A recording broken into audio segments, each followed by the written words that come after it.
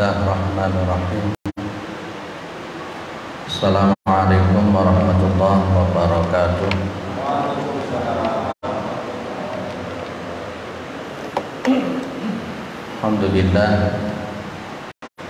Alhamdulillahilladzi arsala rasulahu bil huda wa dinil haqq yudhhirahu 'ala dini kullih wa kafa billahi shahidan. Asyhadu an la ilaha illallah wa asyhadu anna Muhammadan 'abduhu wa rasuluhu la nabiyya ba'dah. Allahumma shalli 'ala Muhammad wa 'ala alihi wa sahbihi wa man tabi'ahum bi ihsanin ila yaumiddin, amma ba'du. Kita bersyukur kepada Allah Subhanahu wa taala atas segala nikmat yang diberikan oleh Allah kepada kita semua, terutama sampai pada petang hari ini kita masih diberikan kekuatan iman dan Islam. Kita masih diberikan kesehatan serta kesempatan sehingga kita masih bisa melaksanakan kewajiban kita untuk sholat maghrib berjamaah, dan kita lanjutkan dengan mengkaji agama Allah Subhanahu wa taala. Mudah-mudahan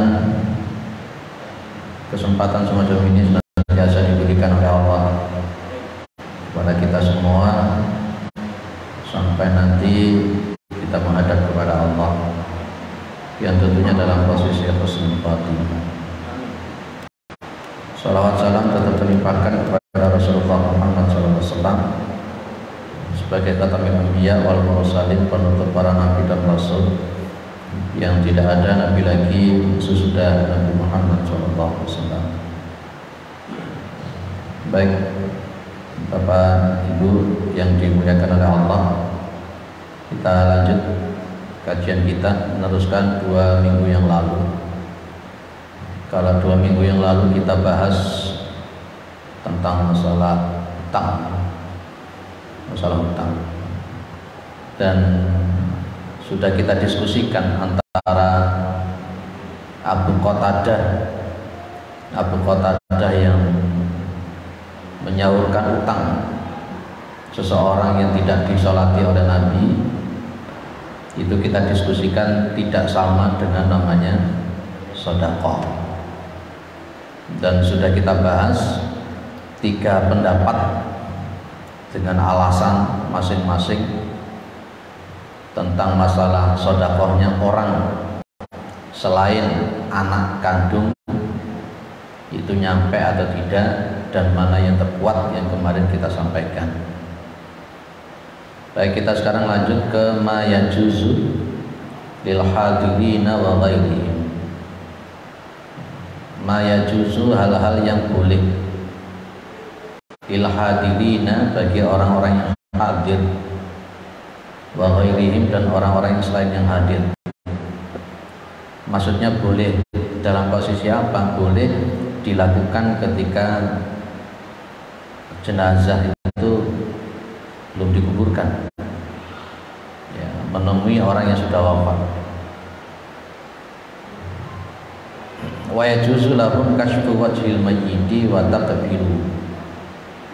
Boleh, ya, diperbolehkan lahum, bagi orang-orang yang hadir, orang-orang yang hadir di situ, Pak, kashfu wajhil mayyiti, membuka wajahnya sang mayit. Kan dulu sudah kita bahas sunnahnya orang itu pas ketika wafat, sebelum dimandikan dia kan ditutupi kain.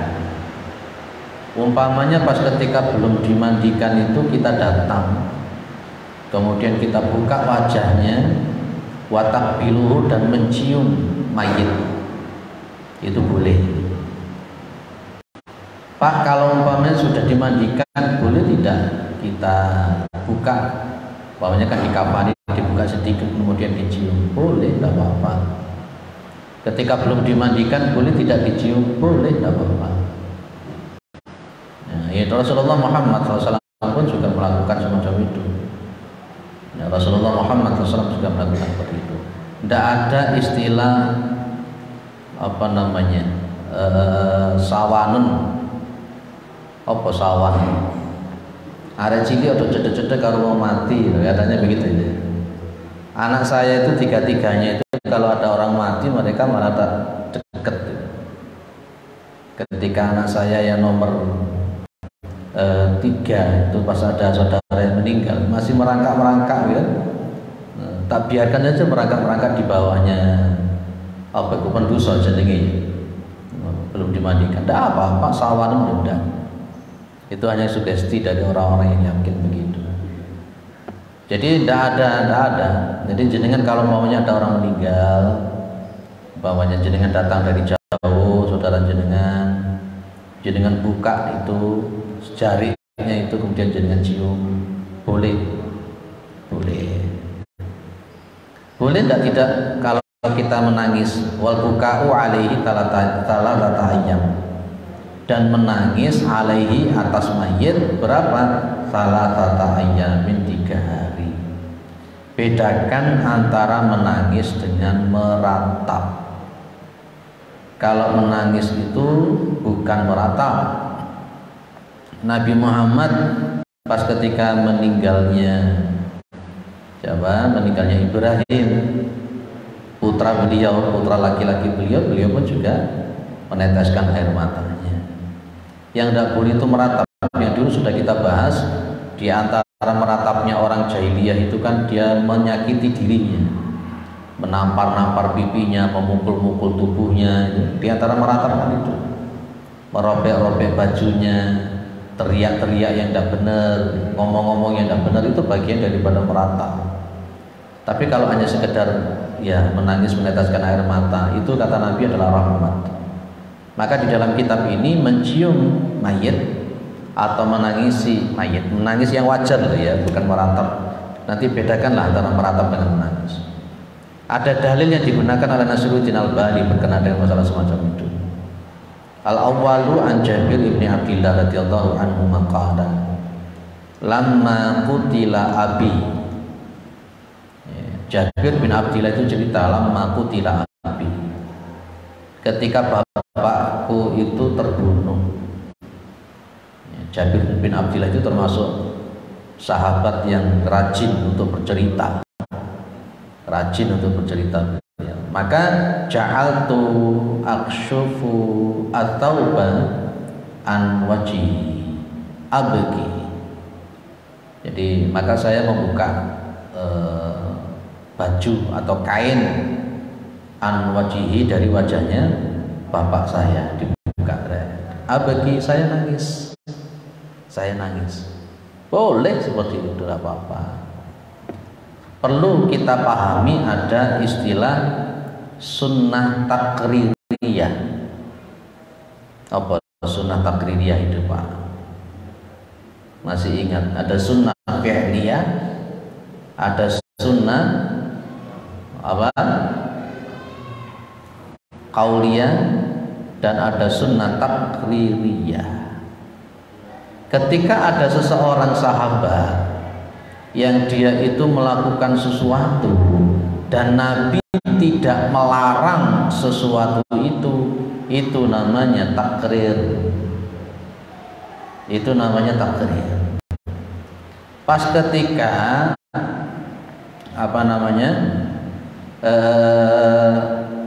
Jabir bin Abdillah membuka kain sang bapak dan Jabir bin Abdillah nangis, wanahauni, orang-orang itu pada melarang saya. Wan Nabi sallallahu alaihi wasallam la yanhani. Ini loh. Dan Nabi Muhammad sallallahu alaihi wasallam tidak melarang saya. Clear? Jadi di sini kita perlu gambarkan larangan seseorang selain Nabi dengan larangan seorang Nabi maka kita dahulukan larangannya Nabi. Yang dilakukan orang yang bukan Nabi dengan yang dilakukan oleh Nabi, maka yang kita nut adalah yang dilakukan oleh Nabi. Itu patokan, Pak. Kadang-kala di masyarakat kita melakukan sesuatu yang tidak dilakukan oleh Nabi, sementara Nabi tidak melakukan, dan itu berkenaan dengan masalah ibadah, kita seringkali mengikuti yang bukan Nabi. Dan dulu sudah saya bilang, patokan daripada beragama itu bukan selain Nabi. Entah itu ulama, entah itu ustadz, kiai, lebih-lebih cuman sekedar kelompok, gitu ya. Baik. Fa'amara bihi an-nabiy sallallahu alaihi wasallam fa'arafa'a, maka Nabi Muhammad sallallahu alaihi wasallam memerintahkan terhadap mayit tersebut, farafa'a, maka mayit tersebut diangkat. Maka faja'alat ammati Fatimatu tabki, pas ketika jenazah sudah diangkat ya, maka faja'alat ammati Fatimah itu, amati itu bibi ya, bibinya siapa? Bibinya Jabir bin Abdillah. Tabki, menangis. Tabki, menangis. Faqala Nabi SAW, tabkina aula tabkina mazalatil malaikatu tudilluhu bi ajnihatiha hatta rafa'tu. Kamu nangis atau kamu tidak nangis, malaikat selalu meliputi dia, tudilluhu, melindungi dia, meliputi dia dengan sayap-sayapnya sampai kalian mengangkat dia. Bapak Ibu yang dimuliakan Allah, ini dalil nangis terhadap mayit itu boleh. Hadis ini diriwayatkan oleh Imam Al-Bukhari. Ada yang membantah kesohihan yang disahihkan oleh Imam Bukhari Muslim ya. Ini hadis ini diriwayatkan oleh Imam Al-Bukhari Muslim, An-Nasai, Al-Baihaqi, Ahmad. Baik, waziyadatu li Muslim, tambahan-tambahan seperti itu tambah dari Muslim atau An-Nasai. Jadi menangis boleh, bukan meratap, menangis ya. Para jamaah yang dimuliakan oleh Allah Subhanahu wa ta'ala, ini di riwayat yang kedua juga sama,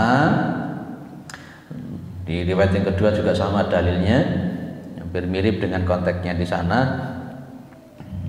Kita lanjut saja, kita singkat-singkat biar tidak banyak-banyak. Intinya bahwa apa?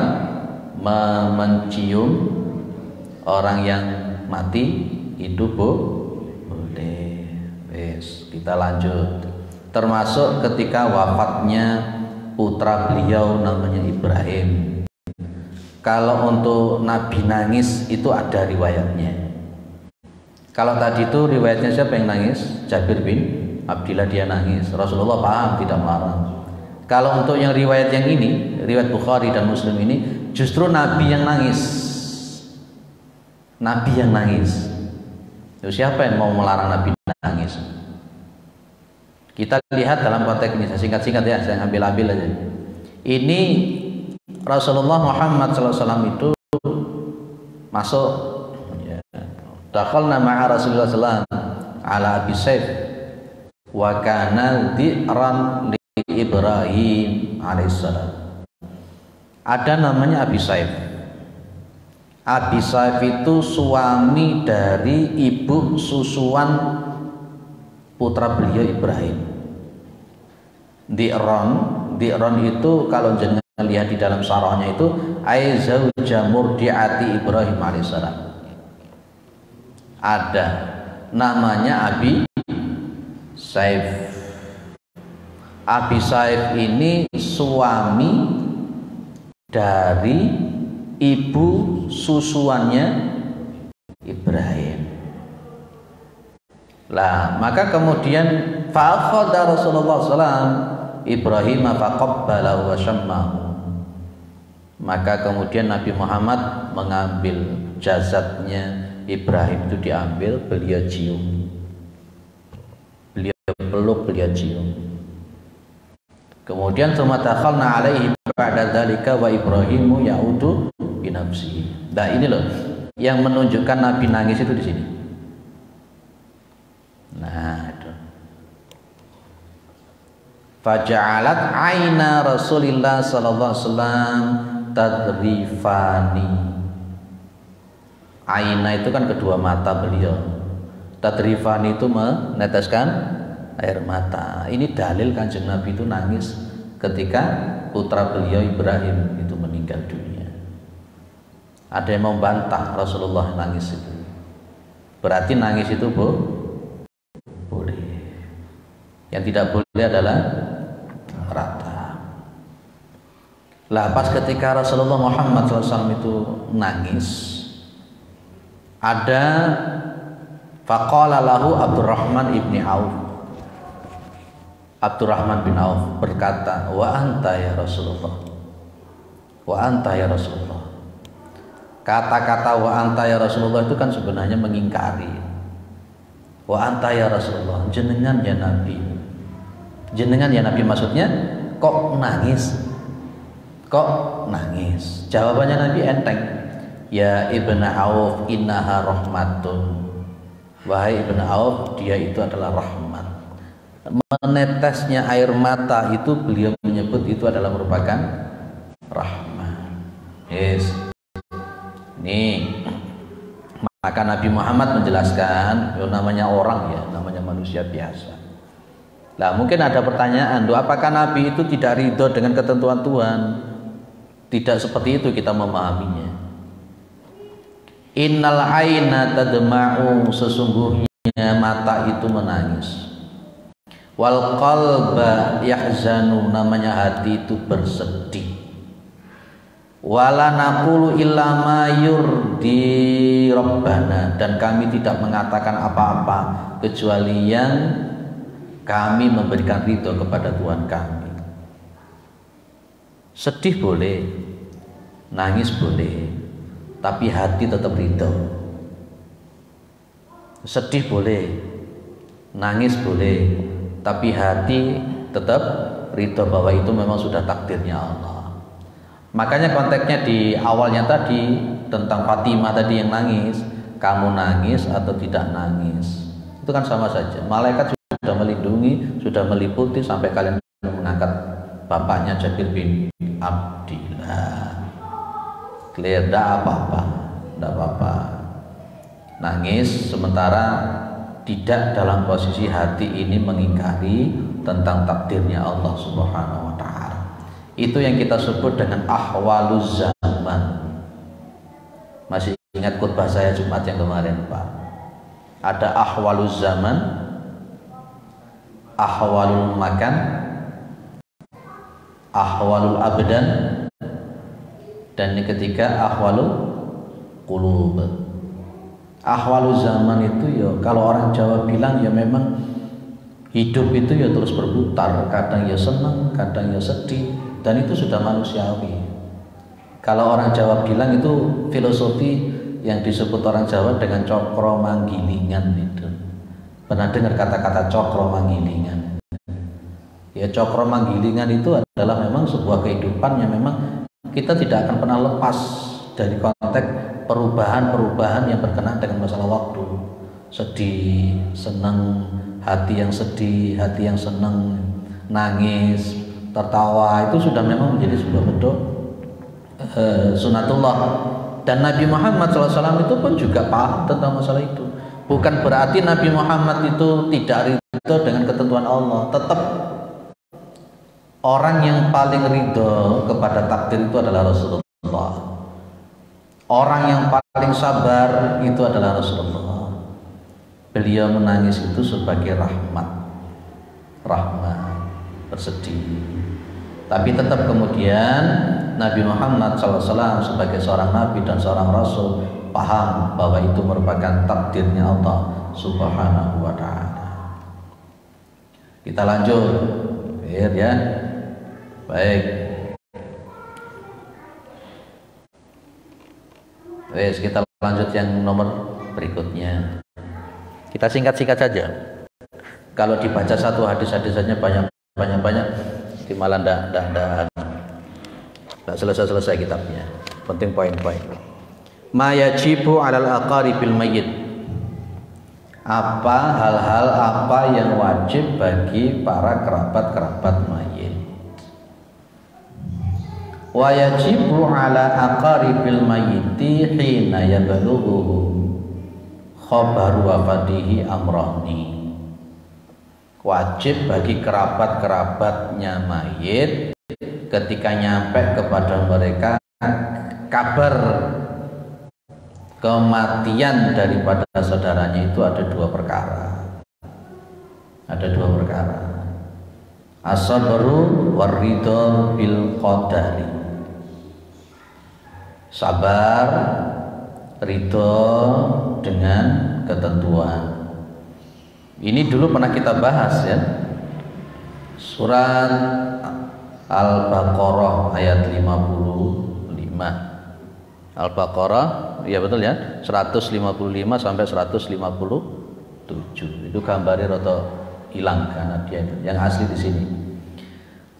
Walanabluwannakum bisyai'im minal khawfi wal ju'i wa naqsin minal amwali wal anfusi wat thamarati wa basyiril mu'minin. Alladzina idza asabatuhum musibah qalu inna lillahi wa inna ilaihi raji'un. Ulaika 'alaihim shalawatun mir rabbihim wa rahmah wa ulaika humul muhtadun. Maksudnya Nasiruddin Albani meletakkan ayat ini dihubungkan dengan sabar dan ridho dengan takdir. Karena memang namanya manusia tidak akan pernah lepas dari beberapa hal yang disebutkan oleh Al-Quran ini. Kalau jenengan amati pakai lam, lamnya kalau saya mengatakan lam taukid, terus kemudian di situ ada nun yang ditasdid, saya mengatakan itu adalah nun taukid. Jadi penguatnya itu ada dua. Jadi sungguh akan kami timpakan kepada kalian semua. Itu pakai fi'il mudhari. Pakai fi'il mudhari. Dan fi'il mudhari itu bimana hal wa bimana mustaqbal.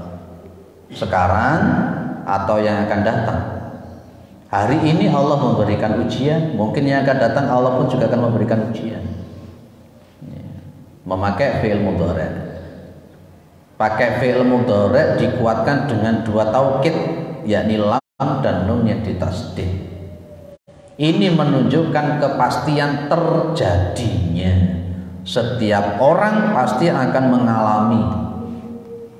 Tidak ada orang itu yang tidak akan mengalami apa yang disampaikan oleh Al-Quran ini. Apa itu? Minal khauf.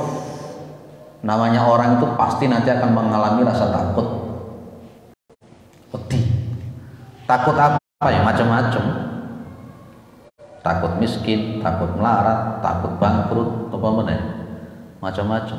Itu bagian ujian dari Allah Subhanahu wa taala. Karena kehidupan itu pun juga adalah ujian. Wala nabluwakum bisyairin bi khairin wa syarrin fitnah itu.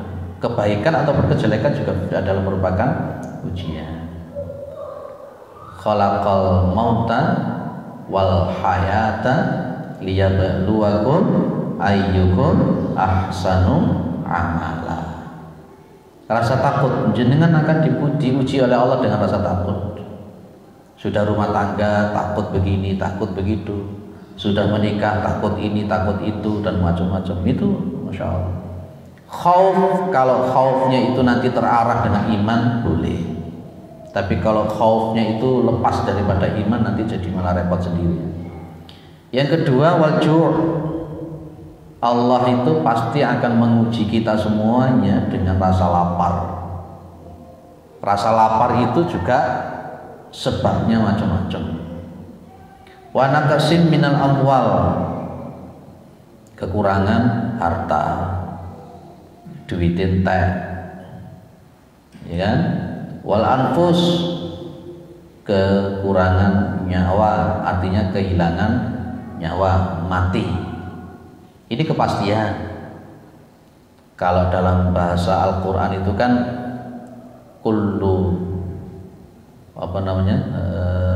kullu nafsin dha'iqatul maut, setiap jiwa itu pasti mati. Dan kalau sudah mati, idza jaa ajaluhum la yastakhiruna sa'atan wa la yastaqdimun.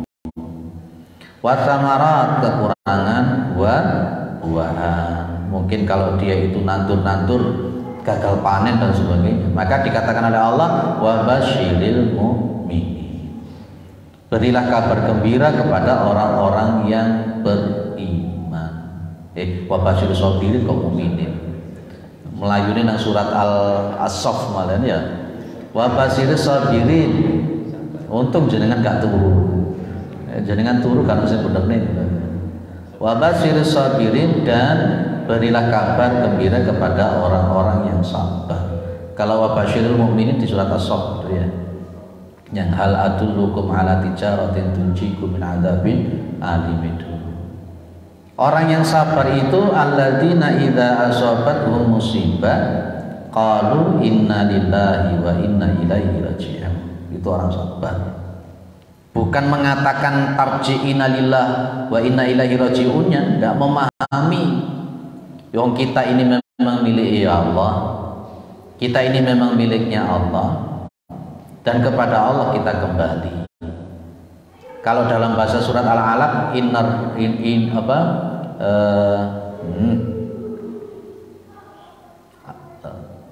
sampai lagi, masya Allah.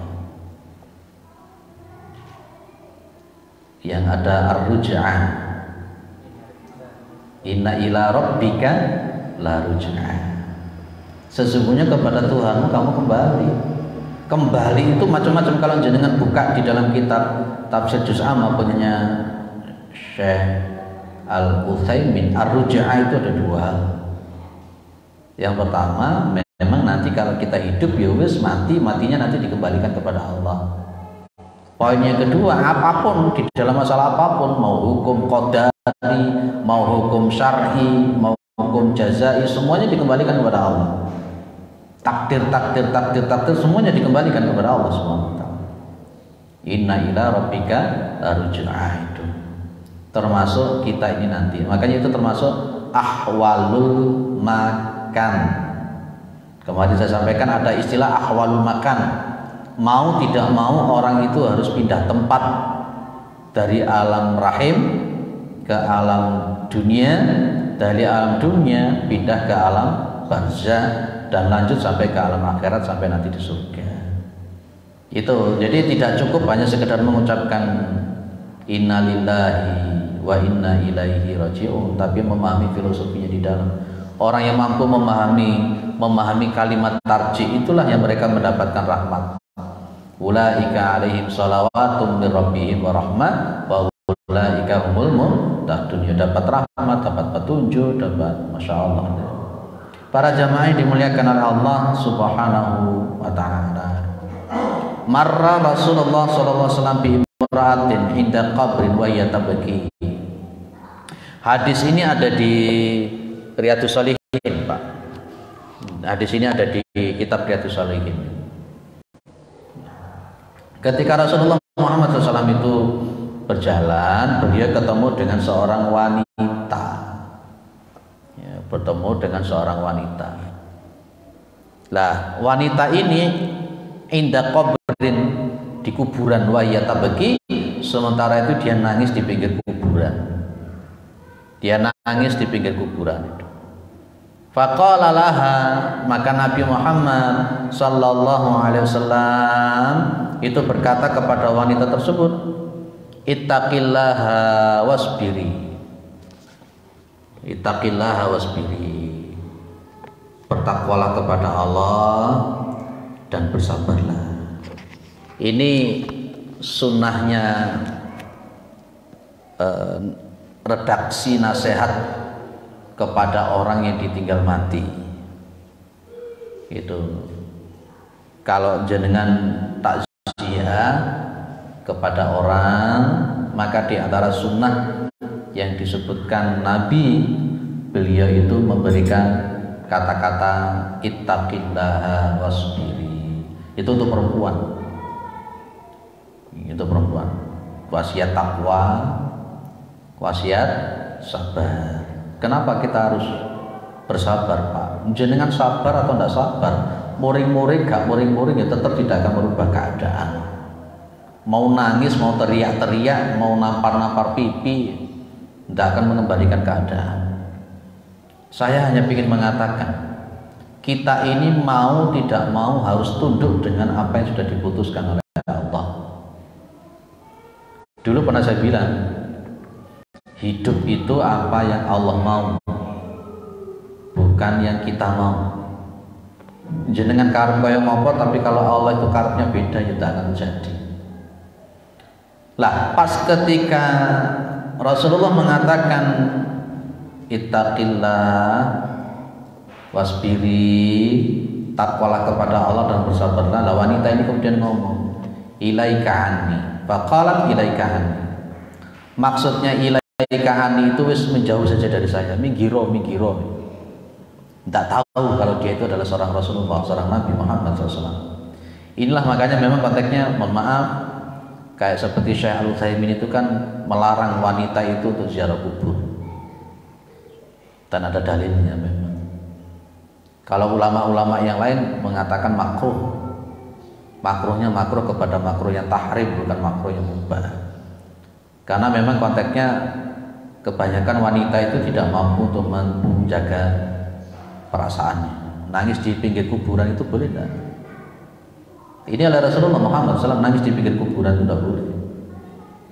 Sebelum dikubur, pas ketika mau dimandikan, monggo nangis biasa kalau tadi dilakukan Rasulullah. Tapi pas ketika ada wanita yang nangis di pinggir kuburan, meratap di pinggir kuburan, oleh Nabi dilarang. Dikubur itu bukan untuk itu. Dikubur bukan untuk itu. Fa innaka lam tusab bi musibati.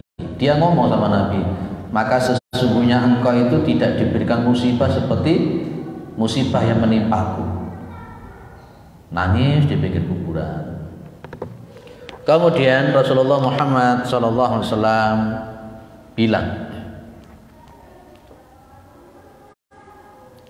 qala, perawinya mengatakan, qala walam ta'rifu, dia itu tidak tahu kalau dia itu adalah Rasulullah SAW. Wong tadi Nabi diusir, ngaliyo,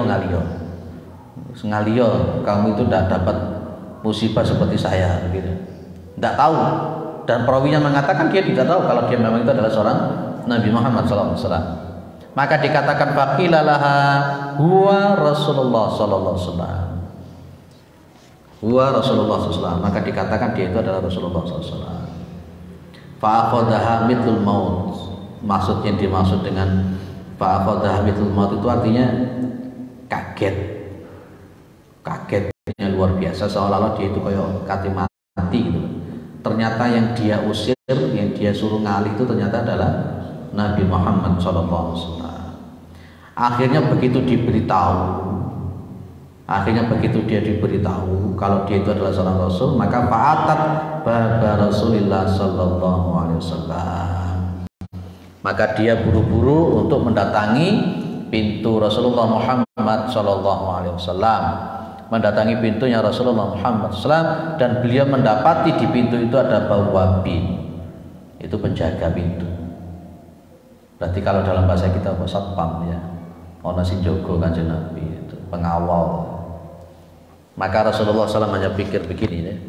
Faqalat, dia mengatakan kepada Rasulullah, ya Rasulullah, inilah ma'arifka, wahai Rasul, saya ini tidak mengerti kamu, saya tidak mengerti jenengan, tidak tahu kalau itu adalah jenengan. Tadi kan musyrik, ngaliyo. Ibu bapak yang dimuliakan oleh Allah Subhanahu wa taala, orang yang sabar itu yang disebutkan oleh Nabi, innas sabra inda awwalil sadmati. Kalau di dalam riwayat yang lain, innas sabra inda sadmatil ula. Ya, yang jenengan baca biasanya pakai yang inda sadmatil ula. Sadmah itu hantaman. Kalau jenengan ingin tahu orang itu sabar atau tidak, adalah pas begitu dia langsung pada hari itu dia mendapatkan musibah, sikapnya kayak apa, yaitu itu sabar. Tapi kalau umpamanya sudah 2 hari, 3 hari, 4 hari dia tenang, itu bukan itu yang dimaksud Nabi. Dia punya suami. Ketika suaminya pada hari itu ada kabar, suamimu meninggal. Sikapnya dia begitu dapat kabar kalau suaminya meninggal, itu menunjukkan kesabarannya nanti kayak apa? Tergantung sikapnya itu. Pas ketika jenengan dapat kabar, rumah kamu kebakaran, sikap jenengan kayak apa, itulah sabarnya jenengan. Begitu penerima hantaman yang pertama itu. Nah, ini wanita ini dinasihati sama Nabi bahwa sabar itu sesungguhnya pada konteks hantaman yang pertama. Pada konteks hantaman yang pertama, ternyata wanita ini memang menurut pandangan Rasulullah Muhammad SAW itu tidak sabar. Jadi orang yang menjadi kerabatnya, menjadi saudara-saudaranya, begitu mendapatkan kabar tentang kematian, wajib hukumnya untuk sabar. Termasuk kita ini harus sabar. Ada yang didiskusikan dulu, monggo silakan. Sebelum saya lanjut. Kenapa mencium? Baik, Bapak Ibu yang dimuliakan oleh Allah Subhanahu wa Ta'ala, apakah boleh yang mencium itu bukan mahramnya?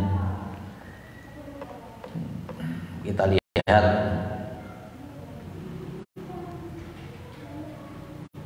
Kalau di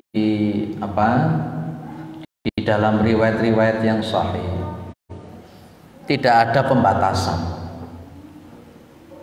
Tidak ada pembatasan, konteksnya tidak ada pembatasan sebenarnya kan ya untuk mencium. Lah, kalau kita kaitkan dengan hadisnya Rasulullah Muhammad SAW, ketika seseorang laki-laki kepalanya itu ditujus dengan paku dari besi, itu lebih baik daripada dia bersentuhan dengan wanita yang bukan mahramnya. Maka dengan al-jam'u wa taufiq yang modern semacam ini, maka yang boleh mencium dia itu adalah mahram. Kalau untuk sesama jenis tidak apa-apa. Wedok karo wedok, lanang karo lanang.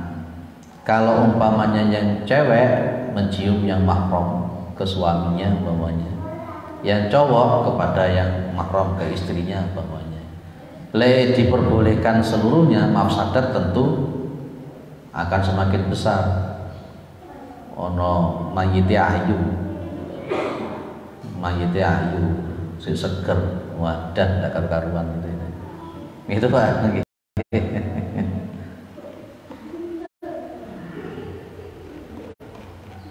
Ada yang lain?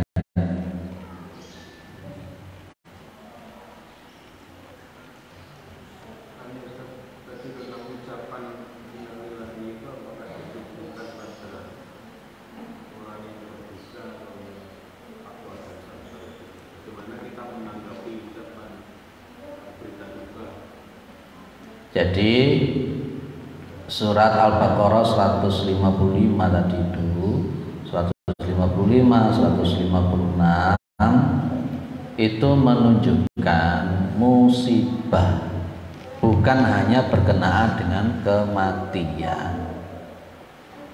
Jenengan dapat kabar itu temanmu lagi kecelakaan itu, ini namanya musibah.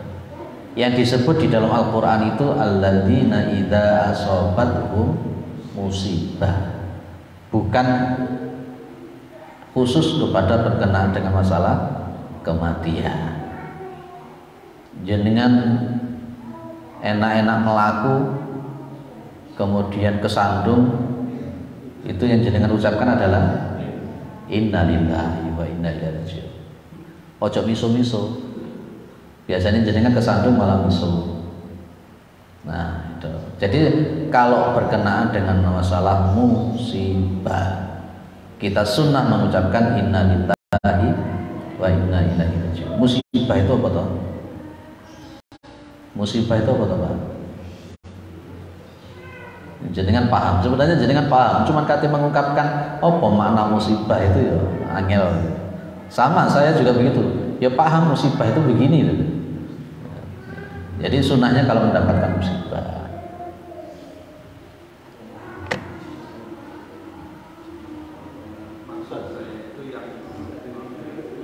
apa? Maksud saya itu yang ucapan tadi yang mendapat musibah atau yang mendengar? Yang mendapatkan musibah monggo mengucapkan innalillahi wa inna ilaihi raji'un.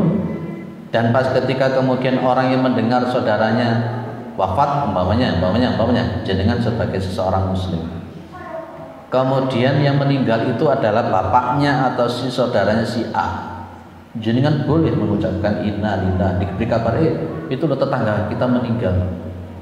Itu kan yang kena musibah adalah tetangga, maka jenengan mengucapkan innalillahi wa inna ilaihi raji'un dalam konteks filosofinya adalah kita ini memang milik Allah dan kemudian kita akan kembali kepada Allah, dan Allah akan memberikan musibah sesuai dengan takdirnya kepada siapapun. Yang dapat musibah yang mengucapkan, yang mendengarkan, mendapatkan kabar tentang musibah tersebut juga boleh mengucapkan innalillahi wa inna ilaihi raji'un. Ketika ada orang yang memberitahu, mengumumkan di Masjid Muhammad Sabri, mengumumkan ada matinya tetangga, jenengan juga mengucapkan innalillahi. Begitu, Pak. J.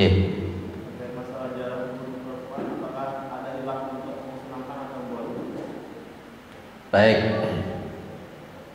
Kalau kita kaji, jadi begini, Pak. Ada perbedaan pendapat. Kalau saya sebut namanya ikhtilaf, bukan khilaf. Kalau khilaf itu nantinya aku khilaf sekarang ini. Ikhtilaf. Ada ikhtilaf. Ada yang mutlak mengharamkan seperti Syekh Utsaimin dan kawan-kawan.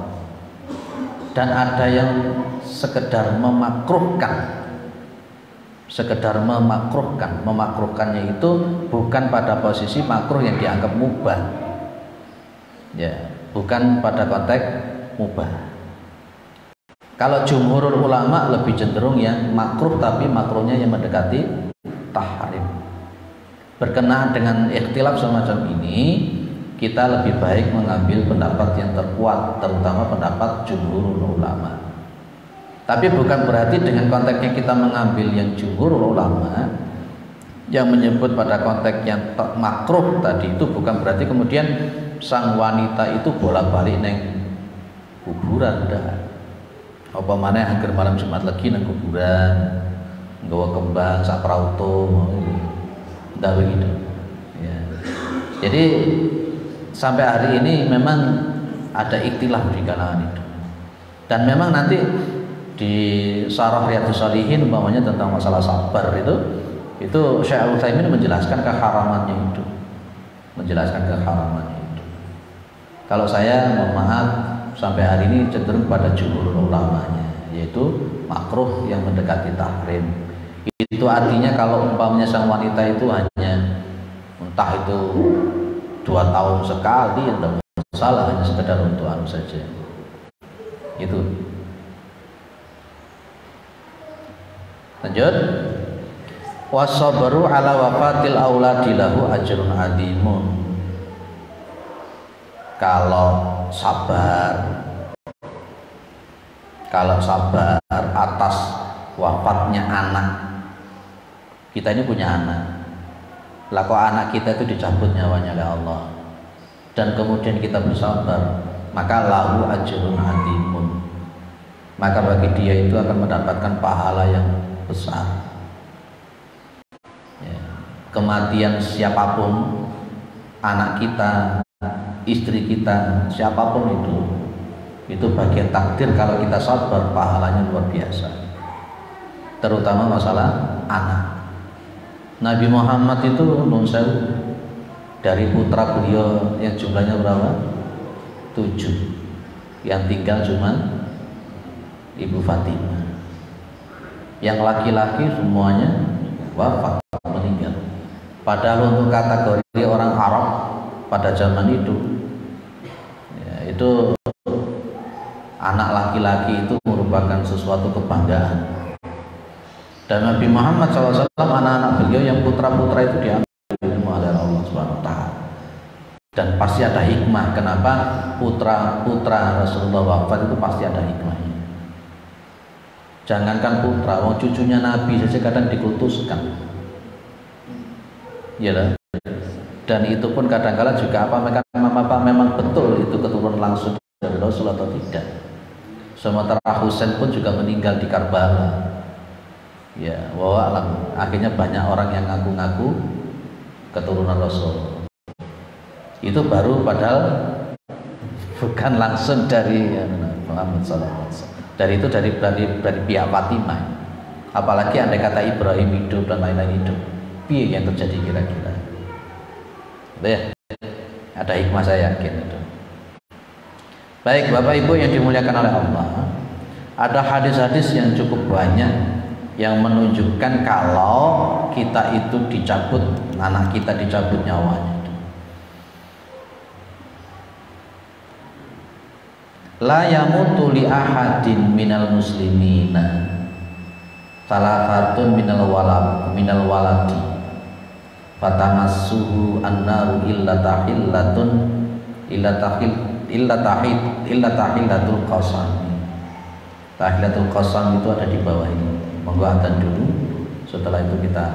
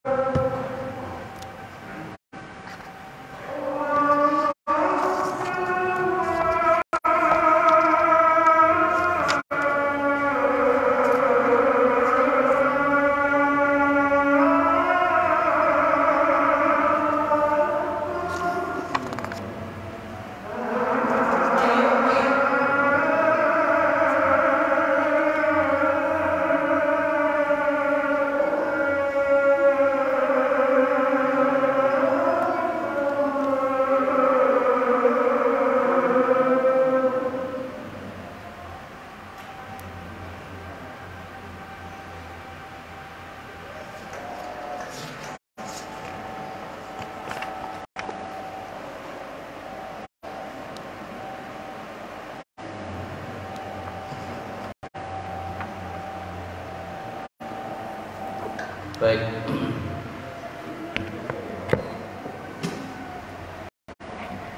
Rasulullah Muhammad SAW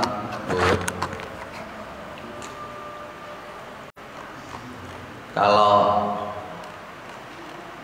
ada orang yang kemudian 3 anaknya meninggal, la yamutu li ahadin min muslimin salatatu minal waladi wa tamassuhu annaru illa tahillatal qasam. Pemahaman hadis ini juga bisa kita lihat di dalam hadis-hadis yang lain. Kalau di sini sama, di sini coba lihat di sini. Ayyuma imra'atin matalaha talatatun minal waladi kanu hijaban minan nar. Yang nomor 3, hadis nomor 3. Hadis nomor 3. Wanita manapun yang dia meninggal, wanita manapun matalaha talatatun minal waladi, mati, meninggal, laha bagi wanita tersebut siapa? Talatatun minal walad kanu hijaban minan nar. Yang nomor 3.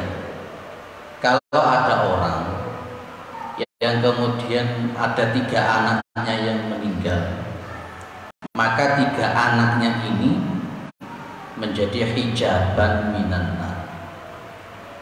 Itu menjadi hijab dia itu untuk masuk nerakanya Allah Subhanahu wa taala. Ini poin yang nomor 1 itu kita terjemahkan illa tahillatal qasam. Ada yang menerjemahkan illa tahillatal qasam itu dengan seperti ini di syarah sini. Al-Imam Al-Baghawi di dalam Syarhus Sunnah menyebut yuridu illa qadra ma yubirullahu tismahu fihi. Di dalam syarahnya di bawah itu. Yang dimaksud dengan illa tahillatal qasam itu tadi kecuali sesuai dengan apa, ukuran apa yang Allah itu memberikan kebaikan-kebaikan di dalam bagian-bagian tersebut. Maksudnya apa ya tadi itu? Hijaban minan nar itu. Jangan punya anak itu telur, anak 3 itu meninggal. Ya, jangan legowo dengan meninggalnya itu. Maka meninggalnya 3 anak itu menjadi hijaban minan nar, menjadi hijab dari nerakanya Allah Subhanahu wa taala. Tapi dengan hadis model begini jadi kan nggak boleh ngomong selain ngono anakku cek mati kabeh, nggak boleh. Nggak boleh. Engko dong-dongi jenenge pateni dhewe. Nggak boleh. Ini karena konteksnya memang betul-betul meninggalnya itu atas dasar takdirnya Allah Subhanahu wa taala. Nah, ada yang tanya kepada Nabi Muhammad SAW, kalau 2 orang piye? Kalau 2 orang bagaimana? Faqalat imra'atun wa itnani, qala wa itnani. Kalau umpamanya yang meninggal 2 orang gimana? Nabi jawabnya ya 2 orang boleh, tidak apa-apa. Gak ngenyang mana? Gak ngenyang mana? Kok gak ngenyang mana? Kalau 1 bagaimana? Kalau 1 gimana? Ini wanita ini ngenyangnya berapa? 2. Ya wis itu minimal 2. Kalau jenengan punya anak 2 kok meninggal semua, ya itu termasuk masuk di dalam hijaban minan nar. Jenengan anaknya ada sudah meninggal? Enggak ada? Ada ya, alhamdulillah. Ada ya. Berapa? Oh 1. Kurang berarti. Kalau di dalam hadis ini berapa tadi? 2 atau 3. Tapi jenengan nggak usah mau menaik, nggak usah dulu tuh. Baik, Bapak, Ibu yang dimuliakan oleh Allah. Ma min muslimin yamutu lahuma talatatun minal waladi. Tidak ada di kaum muslimin yang bukan muslimin Pak, muslimaini. Ma min muslimaini yamutu lahuma talatatun minal waladi. Tidak ada di 2 orang muslim, suami istri, yang kemudian mereka berdua itu ada yang meninggal salah satu nyawa. Ada suami istri punya anak. Anaknya dari suami istri tadi itu berapa yang meninggal? 3. Kalau di sini dikhususkan oleh Rasulullah, lam ya balughu al-unta, tidak nyampe kepada akil balik. Anak 3 yang meninggal tadi itu belum nyampe balik. Illa adkhalahumullahu wa abawaihim al-jannata bi fadli rahmatihi, maka Allah akan memasukkan mereka, anak-anak yang belum balik 3 orang meninggal tadi itu, ke dalam surga, dan juga memasukkan kedua orang tuanya ke dalam surga bi fadli rahmatihi. Ya, saya ulang, ono suami istri muslim punya anak telu-telune mati, dia sabar dengan kematian 3 anaknya itu yang belum nyampe akhir balik, maka 3 anak ini dimasukkan ke dalam surga, sekaligus kedua orang tuanya juga dimasukkan ke dalam surga. Itu fadilahnya kalau anak-anak kita diambil oleh Allah nyawanya dan kita bersabar. Qala wa yakununa ala babin min ababil jannah fayuqalu lahum udkhulu al-jannata. Jadi arek-arek anak kecil-kecil yang belum balik tadi itu kan mati dah, oleh Allah disuruh masuk surga. Fayuqalu lahum udkhulu al-jannah, masuk surga. Lah kok mereka mengatakan fayaqulu hatta yaji'a abwana, kami tidak akan mau masuk sebelum didatangkan kedua orang tua kami. Akhirnya fayuqalu lahum udkhulu al-jannata antum wa abawakum, sudah masuk surga sama kedua orang tua kalian. Itu namanya syafaat, Pak. Syafaat itu ada syafaatus sughra, ada syafaatul kubra atau syafaatul uzma. Yang model semacam inilah syafaatnya anak-anak yang meninggal belum balik, yang mencapai 3 orang anak-anak semacam ini, dia akan memberikan syafaat kepada kedua orang tuanya. Termasuk anak-anak yang hafal Al-Quran itu juga akan memberikan syafaat sughra. Orang tuanya dikasih mahkota, orang tuanya dikasih apa? Jubah kebesaran. Tanya, kenapa kami dikasih mahkota, kenapa kami dikasih jubah? Dijawab, bi ahdi waladikuma Al-Quran. Ya, karena anak kedua kalian itu ya ahli Al-Quran, hafal Al-Quran. Itu namanya syafaatus sughra. Termasuk kalau jenengan membaca Al-Quran, iqra'u Al-Quran fa innahu ya'ti yaumal qiyamati syafi'an dia ashabi. Baca Al-Quran karena nanti Al-Quran itu datang di yaumul qiyamah akan memberikan syafaat kepada yang membacanya. Tuh, clear ya? Ini jadi ketika kita diberi anak dan anak itu kemudian dicabut nyawanya oleh Allah, itu Masya Allah pahalanya luar biasa. Di antaranya adalah anak yang meninggal, terutama yang belum nyampe akil balik, itu akan memberikan syafaat nanti di yaumul qiyamah. Ada ibu-ibu setiap hamil ke kuburan, Insya Allah kalau ibu ini mau sabar sampai 2 kali ke kuburan, sampai 3 kali bahkan ke kuburan, itu insya Allah nanti dapat syafaat. Tapi ya ojo kepingin aku jadi sama ke kuburan sana. Mudah-mudahan bermanfaat. Nanti kita lanjut. Jadi saya ngajinya ini tidak saya baca per poin-poin ya Pak, biar tidak terlalu lama. Itu saya ambil poin-poin saja, saya ambil poin-poin, pokoknya intinya gitu. Baik, mudah-mudahan bermanfaat. Subhanakallahumma wa bihamdika, asyhadu an la ilaha illa anta astaghfiruka wa atubu ilaik. Assalamualaikum warahmatullahi wabarakatuh.